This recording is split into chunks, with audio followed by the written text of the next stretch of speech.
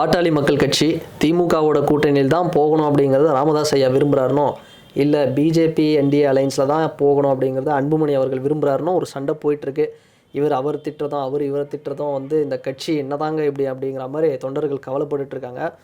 But இன்னொரு பக்கம் பார்த்தோம்னா, இப்படி ஒரு சண்டை போயிட்டுருக்கிற மத்தியில் வன்னிய மக்கள் அதிக அளவில் நேசிக்கப்பட்ட ஒரு ஹீரோவாக பார்க்கப்பட்ட ஒரு தலைவர் காடுவெட்டி ஜே குரு ஐயா அவர்களுடைய மகள் விருதாம்பிகை அப்படிங்கிறவங்க ஒரு இன்டர்வியூ கொடுத்துருக்காங்க. ஸோ அதில் அவங்க சொன்ன பதில் எப்படின்னா, இப்படியே சண்டை போட்டுட்டு இருந்தாங்கன்னு வைங்களேன், இந்த கட்சி அழிவு பாதைக்கு தான் போகணும். இப்போ சீக்கிரம் இது பண்ணணும், இந்த கட்சி ஒன்றா அவங்க வரணும். அப்பா மகன் மோதல் அப்படிங்கிறது சும்மா ட்ராமாங்க. அவர் அம்மாவை போட்டு அடித்தாராம் பாட்டிலில். என்னங்க இது கடைசியில் பார்த்தோம்னா அப்போ அவங்களோட பர்த்டேயில் செலிப்ரேட் பண்ணுறாங்க. இதெல்லாம் நம்புற மாதிரி அங்கே இருக்குது. இதெல்லாம் ஓட்டுக்காகவும் எலெக்ஷனுக்காகவும் பண்ணுற ட்ராமாங்க அப்படின்னு காட்டமான ஒரு இது சொல்லிட்டாங்க. ஸோ அதுக்கப்புறம் இன்னும் சில கேள்விகள்லாம் கேட்டும்போது, நீங்கள் ஏங்க டிஎம்கேவுக்கு சப்போர்ட் பண்ணுறீங்க அப்படின்னு கேட்கும்போது, டிஎம்கே தான் 10.5% அந்த வன்னிய இடஒதுக்கீட்டை கன்ஃபார்ம் பண்ணாங்க. ஏடிஎம்கே கூட அனௌன்ஸ் பண்ணாங்க. பட் எலெக்ஷன் டைமில் லாஸ்ட்டாக அந்த மேனிஃபெஸ்டோ அந்த ரூல்ஸ் அண்ட் ரெகுலேஷன்லாம் ரூல்ஸ் அண்ட் ரெகுலேஷன் ஸ்டார்ட் ஆகிறது முன்னாடி சும்மா 1 மணி நேரம் முன்னாடி அனௌன்ஸ் பண்ணாங்க ஓட்டுக்காக. பட் டிஎம்கே தாங்க இறங்கி பண்ணிகிட்ருக்காங்க அப்படிங்கிறத சொல்கிறாங்க. அதே மாதிரி நீங்கள் அரசியல் களத்தில் என்ன பண்ண போகிறீங்க அப்படின்னு கேட்டதுக்கு, நாங்கள் ஆல்ரெடி வேலை ஸ்டார்ட் பண்ணிட்டோம் டெல்லியில். நான் அதுக்கான வேலைலாம் பார்த்துட்ருக்கேன். கட்சி ஸ்டார்ட் பண்ண போகிறோம். அதே மாதிரி வன்னிய மக்களுடைய ஒதுக்கீட்டுக்காக 25 பேர் உயிர் தியாகம் பண்ணாங்களே, அவங்களுடைய ஃபேமிலியெல்லாம் நாங்கள் ஒன்றிணைச்சு நாங்கள் ஒரு கட்சி ஸ்டார்ட் பண்ண போகிறோம். முன்னாடி தனித்தனியாக இருந்ததுனால தான் இது மாதிரி ஆச்சு. இப்போ நாங்கள் கூட்டமாக குழுவாக வரோம். ஸோ எங்கள் பின்னாடியும் கூட்டம் வரோம். நாங்கள் திமுக கூட தான் போகிறோம். திமுக தான் எங்களுக்கு சப்போர்ட் பண்ணுது. திமுக அலைன்ஸ்ரா அப்படிங்கிற மாதிரி ஓப்பனாக உடச்சி பேசிட்டாங்க. அவங்களும் அவங்களுடைய சகோதரனும் போகிறாங்க, உள்ளே இறங்கி வேலை பண்ண போகிறாங்க அப்படிங்கிறத தெளிவாக சொல்லிட்டாங்க.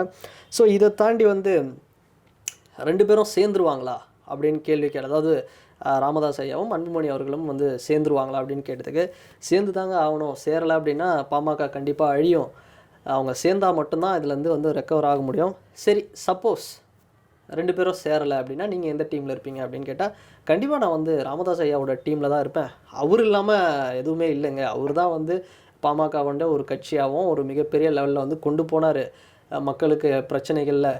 இவர் அன்புமணி அவர்களை நான் நீக்க தான் சொல்லுவேன் அப்படி ஒரு சிச்சுவேஷன் வந்தால். ஏன்னா அவர் அப்பா உடம்பு சரியில்லாத போதும் ஒரு ஹெல்த் இஷ்யூஸ் அதெல்லாம் பார்த்தோம்னா அவர் பெருசாக கண்டுக்கல அப்படிமா ஒரு நெகட்டிவாக சில விஷயங்கள்லாம் சொல்கிறாங்க. பட்டு அவங்களோட சப்போர்ட் அப்படிங்கிறது ராமதாஸ் ஐயா அவர்களுக்கு தான் இருக்குது. ஏற்கனவே இபிஎஸ் கூட பார்த்தோம்னா இந்த கூட்டணி பற்றி பேச வரும்போது அன்புமணி அவர்கள் போனார்னா, இல்லை நீ அப்பா கன்ஃபார்ம் பண்ணால் தான் நான் சொல்லுவேன் அப்படின்னு போகிற இடத்துலலாம் அவர் தான் எதிர்பார்க்குறாங்க. இவருக்கு பெருசாக ஒரு அப்போஸ் ரிஜெக்ஷன் தான் வருது அப்படிங்கிற மாதிரி சொல்லிகிட்ருக்காங்க. சரி, இது இவ்வளோ விஷயங்கள் சொல்கிறாங்க. ஸோ கூட்டணி இவங்களே அனௌன்ஸ் பண்ணிட்டாங்க. பட் இவங்க 2 பேர் இன்னும் இந்த ஃபைட்டை எப்போ முடிக்க போகிறாங்க அப்படின்னு தெரில. ராமதாஸ் ஐயா அவர்களும் அன்புமணி அவர்களும் இவங்க ஃபைட்டை முடிச்சுட்டு ஒரு கிளாரிட்டி எந்த அலைன்ஸ்குள்ளே போகிறேன் அப்படிங்கிறத சொன்னால் தான் பாமகவுக்கு ஒரு விடியல் அப்படின்னே சொல்லலாம். இல்லை இதுமாரி சண்டை போட்டுட்டு இருந்தாங்க அப்படின்னா, நம்ம அண்ணன் சவுக்கு சங்கர் ஒரு வீடியோவாக பேட்டி எடுத்து அப்படியே அவர் தான் அவர் சேனலை ப்ரொமோட் பண்ணி போயிட்டுருப்பார். ஸோ மற்றபடி இல்லைனா அவருக்கு தான் கண்டென்ட் கிடைக்கும். ஸோ அவரை மாதிரி ஆட்களுக்கு. ஸோ மற்றபடி பார்த்தோம்னா இது சண்டை போட்டுருக்கிறதுல நோ யூஸ். ஸோ சீக்கிரமாக இந்த கட்சி வேறு லெவலில் ஒரு இது பண்ணணும் அப்படின்னா 2 பேரும் ஒன்றா சேர்ந்தால் தான், அவங்க 2 பேரும் ஒன்றா சேர்றது தான் அங்கே இருக்கக்கூடிய பாமகவுடைய தொண்டர்களுக்கு ஒரு மிகப்பெரிய ஒரு உற்சாகத்தை ஏற்படுத்தும். ஸோ அப்படிங்கிறத இந்த இடத்துல நான் சொல்லிக்கிறேன். அண்டு இந்த வீடியோ பற்றினா உங்களுடைய கருத்துக்கள் என்ன அப்படிங்கிறத இந்த கமெண்ட் செக்ஷனில் பதிவிடுங்க.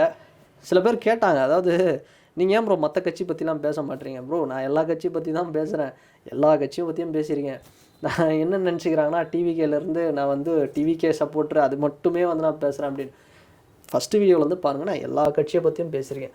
விசிகா பற்றி பேசியிருக்கேன், பாமக பற்றி பேசியிருக்கேன், பல கட்சிகள் எல்லா பற்றியும் நான் பேசாதது என்ன எஸ்டிபிஐ இந்த மாதிரி கட்சிகள் தான் பேசலாம். அதுவும் கண்டென்ட் வந்ததுன்னா கண்டிப்பாக பேசுவேன். ஸோ அதுக்காக தான் இந்த ஒரு கிளாரிஃபிகேஷன்.